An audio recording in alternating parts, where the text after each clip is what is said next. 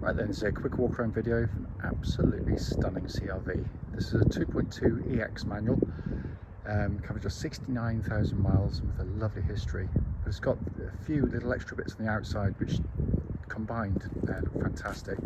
It helps it's in white, which is always good on these because you've got the privacy glass and then black trims. You can see there you've got the rain guttering, wind deflector things on top of the windows, little silver trims, little door protectors at the bottom of the doors.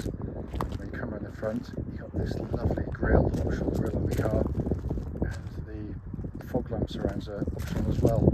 The car is a stunning example. It's in beautiful condition. Front nice and clean, lights and lenses are clear and intact. Bonnet extraordinarily clean. Near side of the car, absolutely mirror smooth in the panel work. Near side front alloy, generally very good, just a little bit of curving on the outside edge. Panels incredibly clean. It's just been washed off, it's not even been polished, nothing. Yeah, it looks just such a crisp looking car. Come around the back of the vehicle, you can see tow bar fitted, which I utilised last night. Actually, we had to pick something up, so it tows beautifully as well. So clean. Offside, driver side, yeah, absolutely mirror smooth. So rear alloy, again, lovely condition. Ring panels, absolutely fantastic. It is gorgeous, this car, absolutely stunning. Coming to the back, enormous boot, obviously kept in very nice condition as well. Let's go into the back, enormous amounts of leg room in the back of the CR-Vs. Front seats are set for me and I'm 6 foot tall, so you can see how much leg room there is. Normally in the back of CR-Vs, they are family cars, you do find signs of wear and tear. And yet the leatherwork, it's almost like kids being banished from the back of this car. It is incredibly clean. Passenger side front, full set of original Honda mats in the car. Passenger seat there given not a lot of use. I come to the driver's side, door card lovely and clean. Same with the footwell areas. Driver's seat for an 11-year-old car, incredibly good condition. So inside the car now, engine's running through this section, so the dash is illuminated, as is always the case. It looks pretty much like new. It's in wonderful condition. Sat nav, you can see, working exactly as it should there. Probably can't reverse, you've got that rear parking camera, likewise. It's coming down the centre here, it's just been kept so nicely. On the dashboard you can see 69,366 miles, and there are no warning lights on the car at all. Finally, just to show you, owner's manuals and lock and roll key, all here and present with the car. Right then, this is a quick road test video, and this is for a Honda CR-V 2.2 EX diesel. Car's registered YN63XCM, and mileage is 69,366. The reason for our videos is simple, it's just so people can see the cars that we're advertising actually in operation. The reason we feel it's important is because we've been to see cars which have looked fine in photographs or description, but only to get there and find out when you drive it it's got an obvious fault that shows up, so that's why we do them. Also done on these very quiet country roads in this beautiful part of Gloucestershire. And this actually forms part of the road test route we take our customers on, and the hope is it'll be representative of what you feel yourself if you run some test drive in the car. So coming to the car, it's obviously been very well looked after, and it drives absolutely superbly. Push button start, engine starts instantly and settles to a smooth, even idle. There are no warning lights on the dashboard at all, and temperature gauge running at a third, which is exactly where it's meant to be. It is one of the best diesels you're ever going to use. It's so smooth and refined, very tough, reliable, as Hondas always are with regular maintenance. Cam chain driven, so no huge services looming, and a much better way to join top and bottom of an engine in my opinion. It's just a super engine. As I mentioned in the walk around video, we had to pick something up last night, and it's a reminder of just how good these are as tow cars. The engine's so flexible but also, unlike so many diesels where it's just a short burst of power, this has power all across the rev range. It's a beautiful piece of engineering. But when you put your foot down, keen it goes, but the engine note's so sweet. Engine then feeds through the clutch and gearbox. The clutch in the car is absolutely perfect, bite point, exactly where it's meant to be. And the gearbox is classic Honda gearbox, just brilliantly done.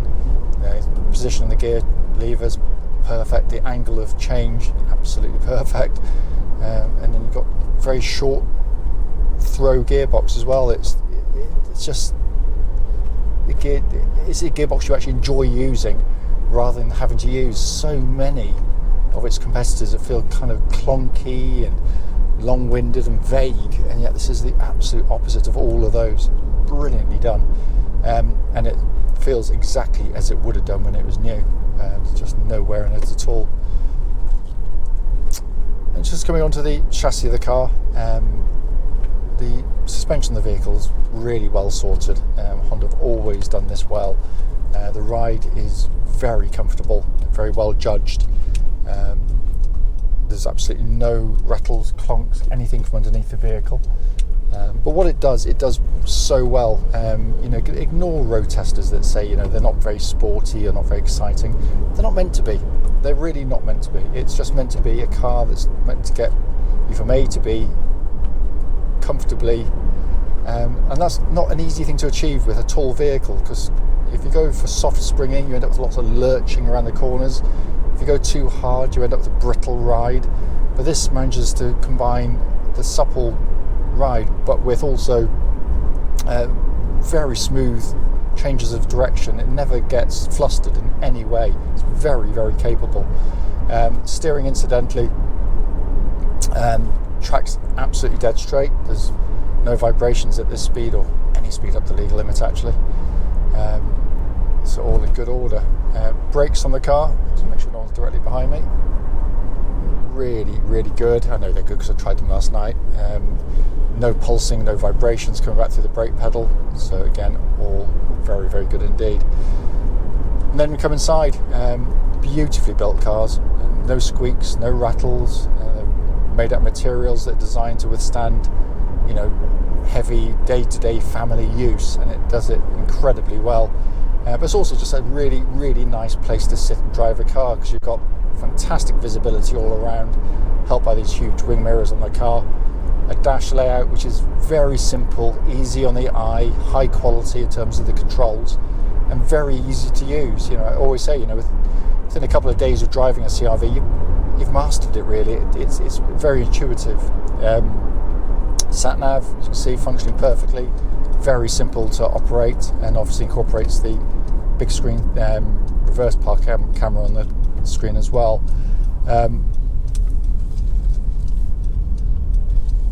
Down below that you've got a dual zone climate control system, so you can have different temperatures side to side if you so wish.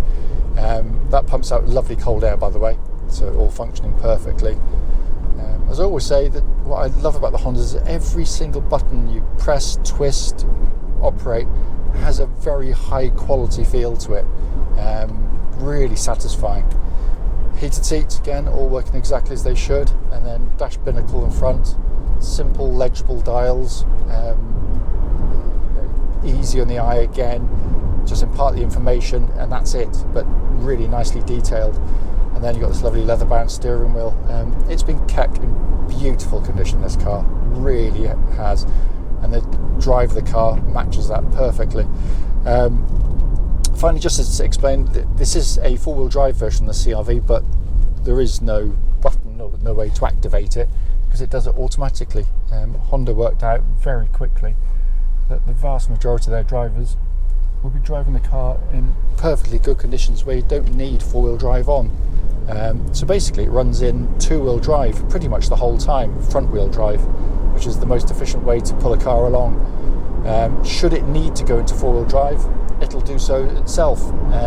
It does it via the traction control system of the car, so if the front wheel started to lose grip, it would instantly and seamlessly bring in the rear wheels to give you four-wheel drive. And it's brilliant. The advantages of the system are very obvious. you're going to get through your tyres less quickly, you'll use less fuel, and you put far less mechanical stress through the vehicle than you would do with some more sort of basic systems.